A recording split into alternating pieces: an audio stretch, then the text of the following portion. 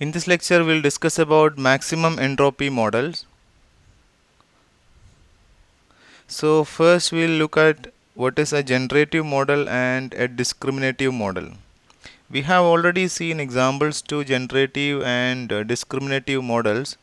Both these models are actually going to predict the conditional probability of y given x, that is usually used in case of supervised learning algorithms. What is the probability that given an observation x, what is the probability that it belongs to a class y? So this y can be a binary classification like 0, 1, or a multi-class classification like some k number of classes, etc.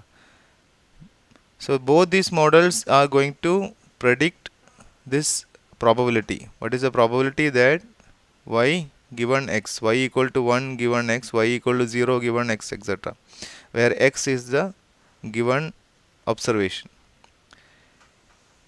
A generative model, what it does is, in a generative model, it explicitly models the actual distribution of each class. We'll look at the basic difference between a generative model and a discriminative model. A discriminative model actually models the decision boundary between the classes. So it will identify a boundary and it automatically learns the conditional probability of y given x. Whereas in a generative model, it models the actual distribution of each classes. Instead of finding the decision boundary, it finds the distribution of each classes. That is, it learns the joint probability of x given y.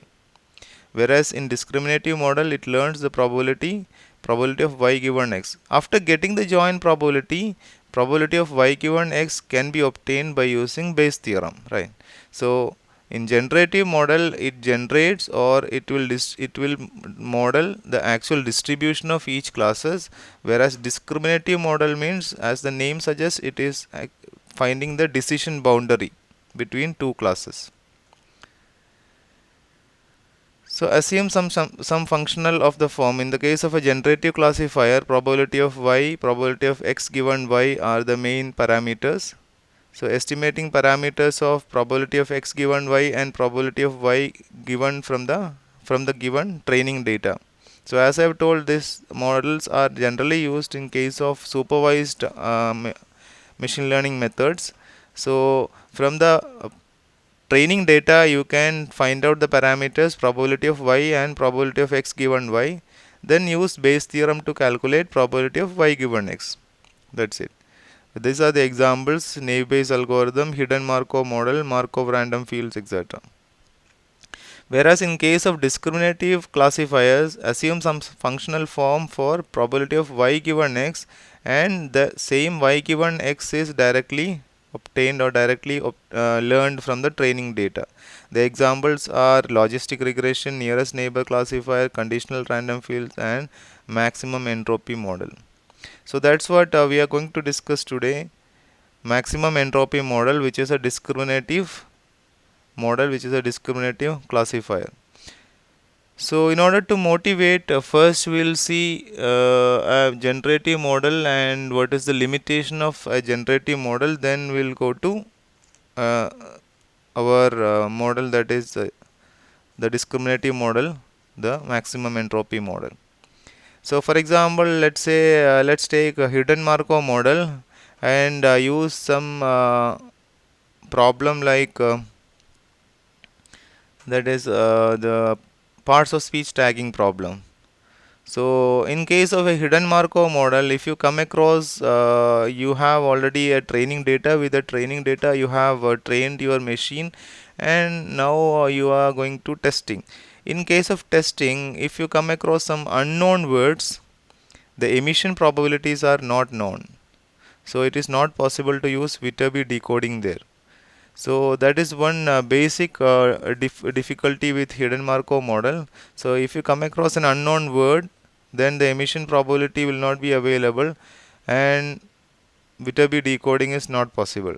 The possible solution is use some guess, that's it, some using some clues, some capitalization or suffix, etc., that sort of morphological clues, you assign a more calculated guess. For example, a word ending with ed, then that should be a verb, etc., that sort of or if it is, if the word is capitalized, then it should be a noun, that sort of guess can be done. So that is a possible solution.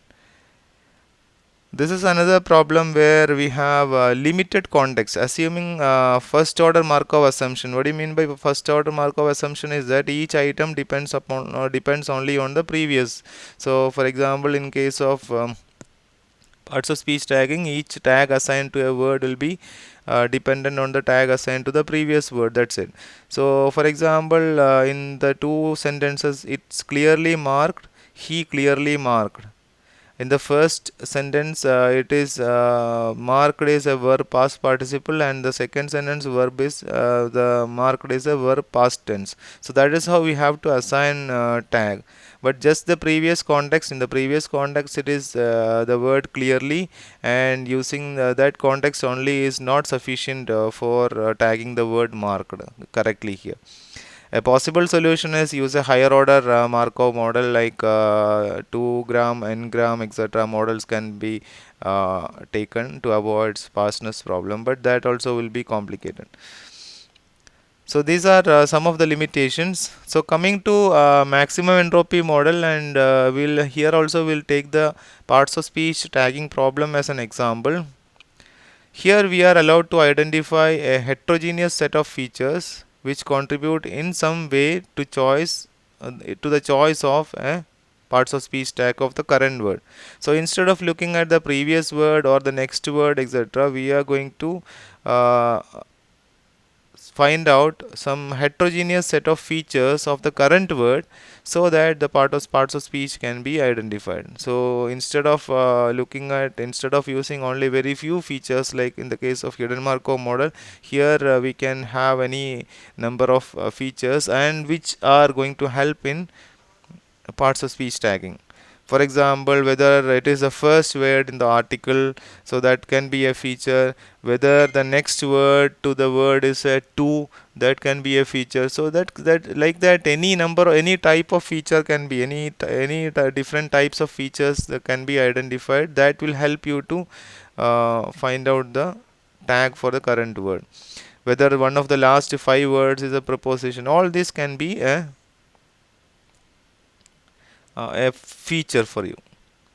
So maximum entropy model combines these features in a probabilistic model. So what the maximum entropy model is going to give you, probability of lambda, probability p lambda y given x is equal to 1 by z lambda x exponent summation over lambda I fi x comma I, where fi is your feature and x is the observed value and y is your class. So f is your feature, and lambda fi is the different features, and lambda I is the weight assigned for each of the features.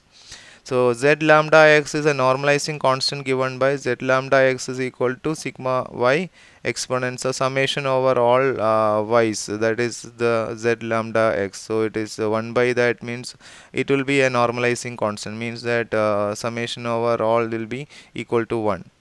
And lambda I is the weight given to a feature fi. So lambda I fi means the weight of that feature into corresponding feature, and so on. X denotes the observed data item and y denotes a class.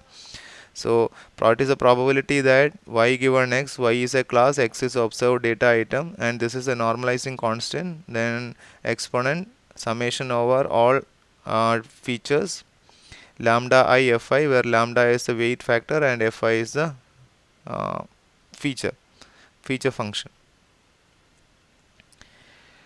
Now the question is, what is the form of these features? What can be these features? Features encode elements of the context X for predicting the tag Y. So context X can be taken around the word, or not only that word, it can be taken around the word for which the tag Y is to be predicted. So you are at a particular word now. So Instead of here, as we have seen here, x denotes an observed data item. It is actually representing, it's not actually representing the word as it is representing the context. Context is not only the current word, it is taken around the word. We can define the context like the sentence that contains the word, or the sentence, and the sentence itself can be taken as the context, or it can be previous three words and next three words, and so on. So context is not only that current word, it is taken around the word.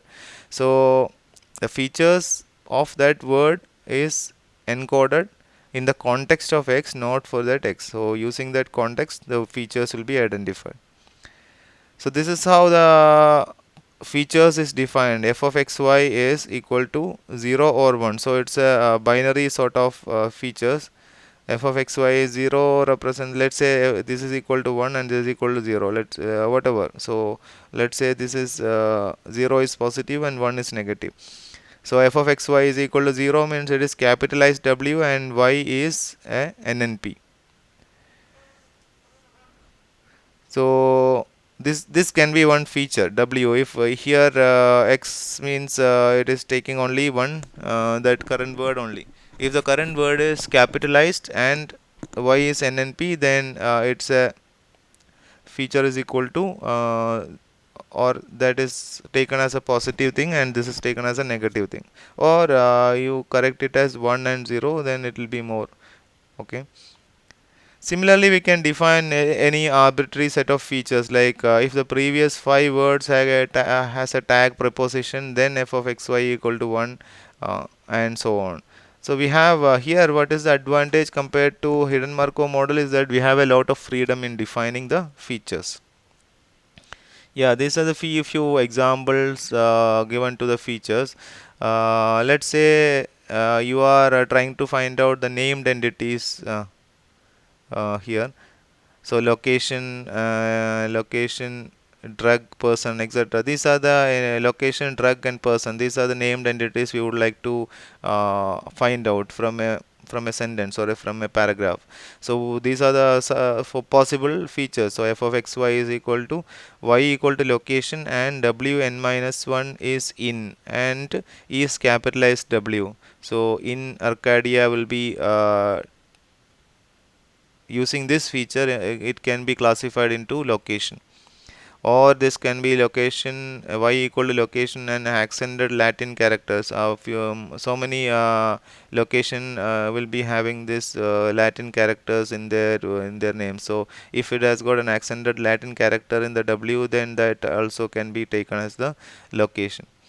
Y equal to drug and ends W in C. Ends the word W ends in C, like in Zantac, then drug will be, it is assigned as a drug. Or this is how features can be defined. So these are few examples for features. This is how exam features will be defined in case of maximum entropy model. So let's take the example again, tagging a sentence with maximum entropy model. So what we have with us is W, W1, W2, W3, etc., Wn, words in the corpus, and we have corresponding tags. T1, T2, W1 with the tag T1, W2 with tag T2, and Wn with the tag Tn, and so on. So the tag sequence candidate has a conditional probability like this: probability of T1, T2, etc., Tn given W1, W2, etc., Wn is the product over I equal to 1 to n probability of Ti given xi, where xi is the context. Also includes the previously assigned for a fixed history also. So here a popular method used is beam search to find the most probable sequence. So out of this, the most probable sequence need to be identified. That's what this conditional probability is. That sequence candidate has this probability. Probability of T1, T2, Tn, etc. given W1, W2, etc. Wn has this probability, the product over all context.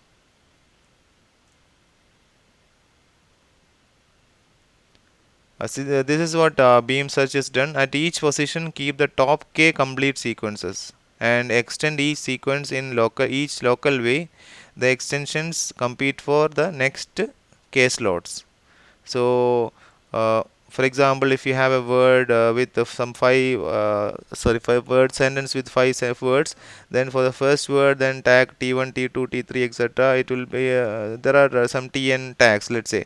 So out of this, one tag will be having the maximum probability based on this equation. So in the next, while considering the next word, then we'll have to take the second word also, that is p probability of I equal to 1 to 2. So like that, uh, at each position keep the top k complete sequences, some k number of complete sequences only you take, then extend by next k sequences. So that's how beam search will be done. So coming back to maximum entropy model, the maximum entropy principle is that model all that is known and nothing about what is unknown. So that is the principle used in case of maximum entropy model. Given a collection of facts, choose a model which is consistent with all the facts but otherwise as uniform as possible. We'll see what you mean by what I mean by uniform as possible. Suppose we wish to model an expert translator's decision concerning French to English. Okay, French to English translation, and you are given with a word in. Assume that we have some already translations are given by some of the experts, that is French to English translators. They have some expert translators, they are given already the translation to this word in. Assume we have some data, and this is your data. Each French word phrase f can be assigned an estimate p of f. What is the probability that the expert choose f as the translation for in, right? So you take each of the French phrases and assign a probability or estimate a probability p of f. What is the probability from your given from the given experts translations?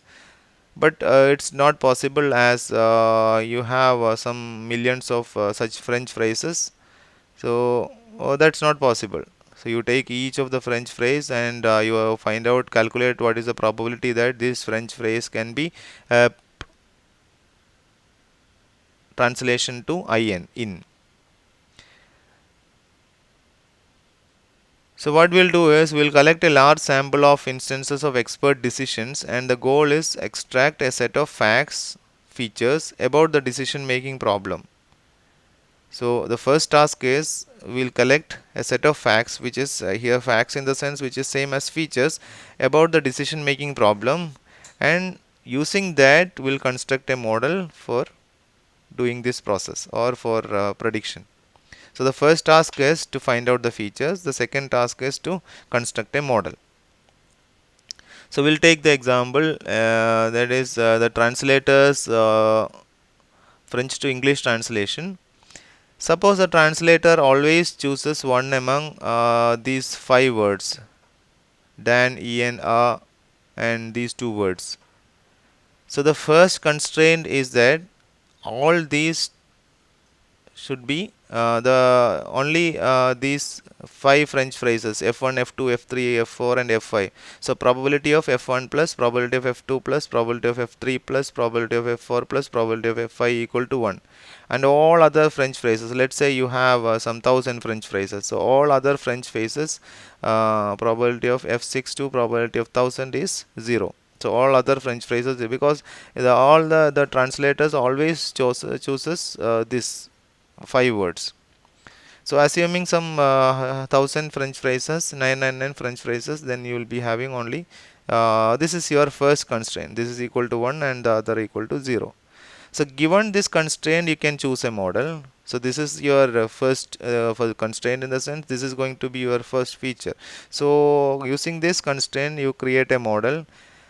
Once again, there are infinite number of possibilities that satisfies this constraint. The first probability can be 0.1, then 0.1, then 0.1, then 0.1, and then this is equal to 0.6. Then there can be like that. There can be infinite number of possibilities for this equal to this to satisfy this constraint. Now, maximum entropy model, what it says is, among all these models, like that there are millions of or infinite number of possibilities. From all these models, maximum entropy model selects the most uniform model. What is the most uniform model here? Most uniform to all these five words or five this constraint. Most uniform to this constraint is equal to 1 by 5. So you have 5 items here, 1 by 5. So probability of Fi is 1 by 5. Allocate the total probability evenly among the possible 5 phrases. So that is what you mean by most uniform. So so this is the maximum entropy model. Means that you have a constraint or you have a feature like this, and using that constraint, you use that constraint, and you need to satisfy that constraint. The constraint satisfying, there will be multiple solutions to this. Out of that, you select the most uniform. So this is the principle. Model all that is known, that is given a collection of facts, choose a model which is consistent with all the facts, which should satisfy all the facts, but otherwise as uniform as possible. So this is a simple example. Now, is it the most uniform model overall? No, it is not the most uniform model overall, because it is given this constraint. Given this constraint, it is the most uniform model. So, if the most uniform model overall will be 1 by probability of F1 plus F2 plus F3 etc. F99 F999 will be equal to 1 there. So, each probability is equal to 1. So, it is equal to 1 by 9, 1 by 1000. That will be your most uniform model overall. So, given this constraint, this is the most uniform model. Let's say you have a second clue. This is the first clue. Let's say you have a second clue. By including more constraints or more clues, the experts choose either dance or Ian 30% of the time. So the first constraint was always chooses these five words. Now the second constraint is expert chooses these two words 30% of the time. So means that the most uniform model that gives the second constraint will be probability of F1 is 0.15, F2 is 0.15, and F3 plus F4 plus Fi is 0.7, or this is equal to 0.7 by 3. So this will be your next most uniform model given the first and second constraint. So combining those two constraints, given the first and second constraint, this will be your most uniform model that satisfies the constraint. Given a third clue like this, if in half of the cases the expert chooses dance or then you can add a third constraint like this: probability of F2 plus F3 equal to 0.5.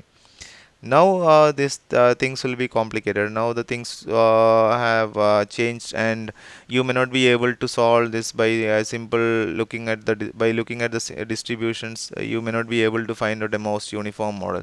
So like that, if you use multiple, or if you keep on adding your features, then you may not be able to come up with a uh, most uniform model by just looking at the distributions. In that situations, yeah, as we add the complexities to the model, two difficulties are arising: what exactly is mean by uniform, and how we can measure the uniformity of a model. At least in this case itself, you will feel a difficulty. From this, you may be able to find out a solution, but still you may feel a difficulty in finding this solution.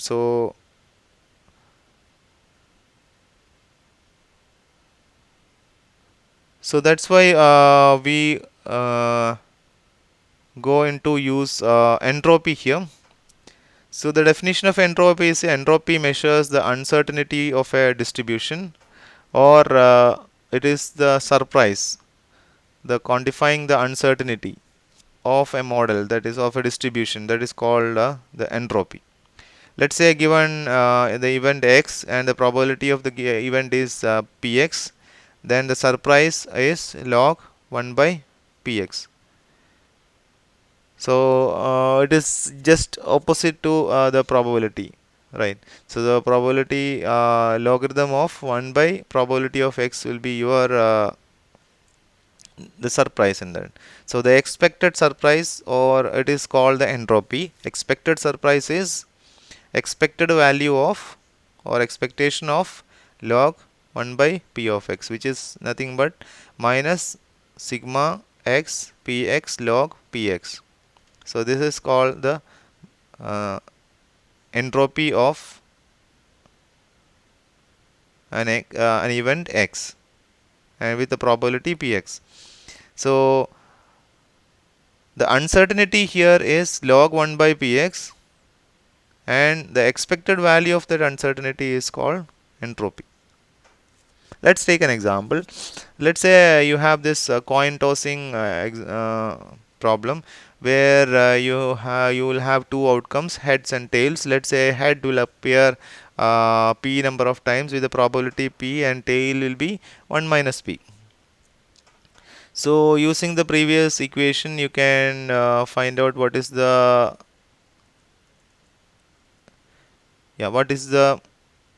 entropy for getting head will be minus p log p, and the entropy for getting tail is minus 1 minus p log 1 minus p. So you plot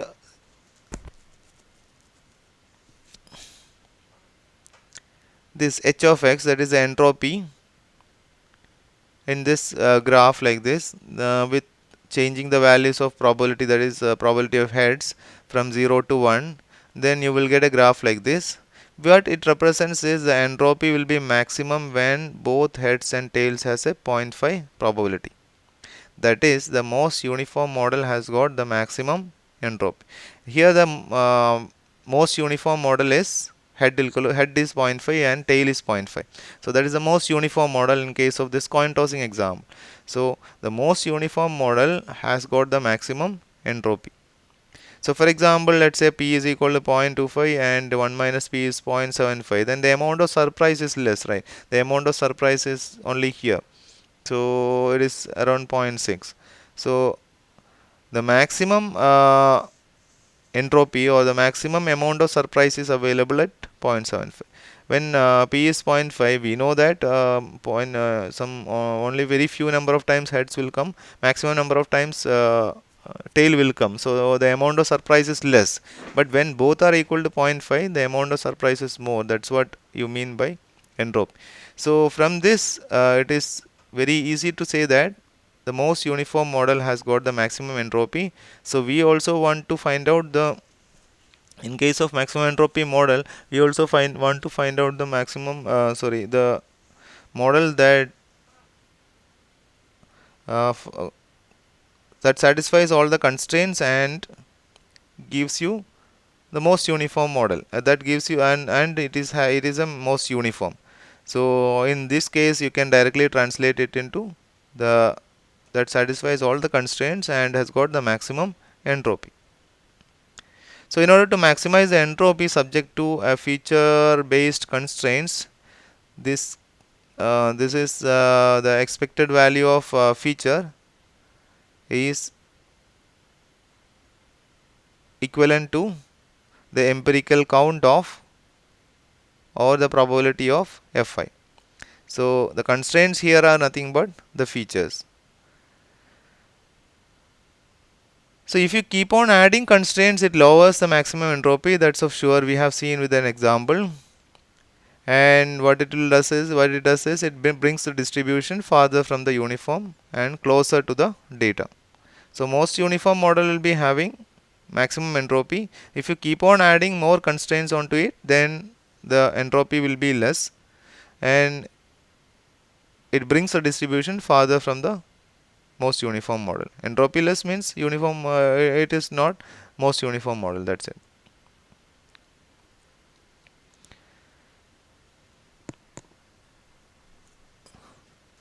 So this is a maximum entropy principle. Given n feature functions fi, so let's say you have some n feature functions, we would like to find out p to lie in the subset C of p defined by C is equal to p, which is a subset of p, such that probability of Fi is the empirical probability of Fi, that is the which satisfies the constraints. The probability of Fi is same as the probability which satisfies the constraint. So P hat Fi is the empirical count or the expectation of a feature, expectation of the feature Fi, which is defined as P of Fi is sigma xy Pxy into Fixy. This is also the expected value or the empirical count. The model expectation is Pfi. Pfi is Pxy into Fixy, but Pxy cannot be obtained. So what we'll do is using naive Bayes naive Bayes theorem, we will use Pxy is equal to Px into Py given x, and this Px also cannot be obtained. So what we'll do is we'll use the Px which is available in the which is the expected value of it. So it is P hat x, which is the expected value of x. Then select the distribution which is the most uniform. So this is how the constraint can be satisfied. So Pfi is your the feature, and P hat Fi is the expected value of it or the empirical count of a feature. So the model expectation and the empirical count of a feature, which is from the smaller subset. So select a distribution which is most uniform also, means that argmax P given C h of P, that is h of y given x. So that is equal to minus sigma xy P hat x into Py given x into log Py given x. So on top of this we will apply the h y given x property, that is h of P. So this is the P, now this is h of P. So minus sigma Py given x is converted as Px into Py given x into log Py given x, which is a conditional probability. So what we would like to find out is P star, which is argmax P subset of C h of P. That is done with the help of Lagrangian. Lagrangian lambda I for each feature is added. So it will be h of P plus this Lagrangian function. Solving that, we will get what we will get is probability of using this Lagrangian lambda, probability of y given x is 1 by z lambda x expectation exponent sigma I lambda I fi xy, which is our what you known as the maximum entropy model, and one z lambda x is the normalizing constant, which is given by this. So that's about maximum entropy model. Thank you.